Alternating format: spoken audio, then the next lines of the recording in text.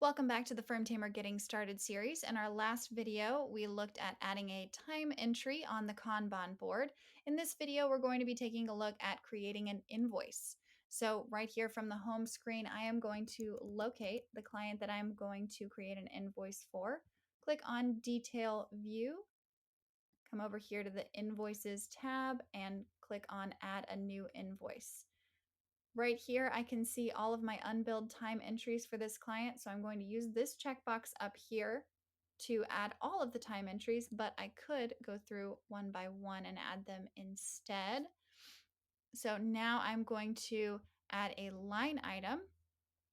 And as we can see, our extended rate here was $301.95, but we agreed to an upfront price of $250.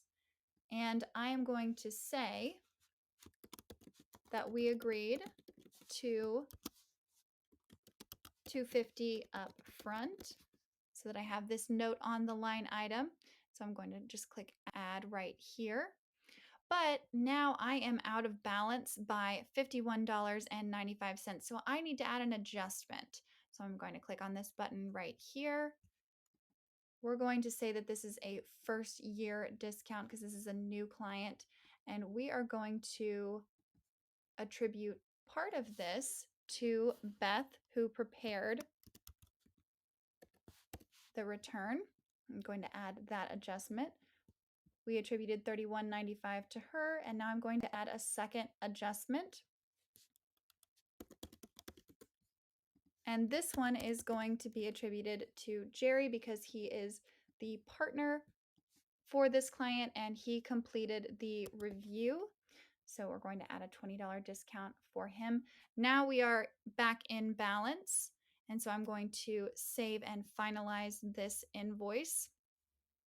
And now I'm going to come back up here where we have the print preview button. So I'm going to click on print preview invoice. So here we can see the line item that I added, which includes the description. We have our company name and address up here, our phone number, all of that. And then we have the client's name and address right here.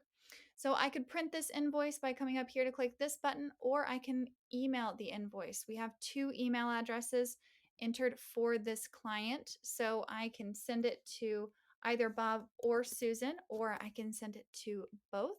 And so I'm just going to click on send email with invoice attached right here.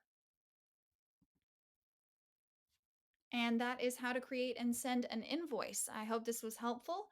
In our next video, which is the last in this series, we will be taking a look at profitability reports.